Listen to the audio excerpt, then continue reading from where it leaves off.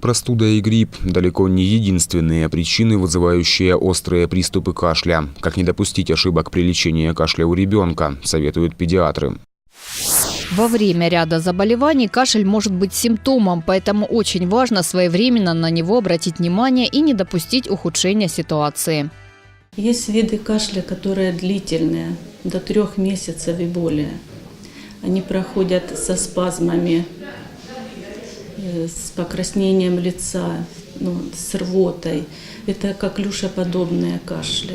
Но здесь нужно обратиться к врачу и уже при наблюдении как-то можно выявить. Аллергический кашель отличается своей внезапностью.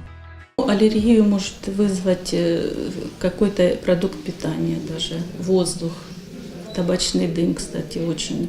Даже если кто-то в доме есть курящие, уже выдыхаемый воздух или табачный дым, а у ребенка может быть спастический кашель.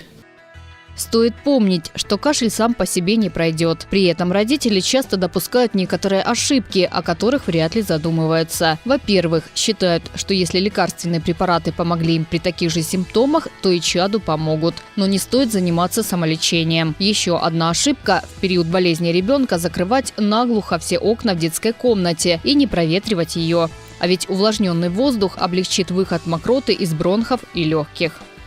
Увлажнение воздуха, слизистых увлажнения носоглотки водными солевыми растворами.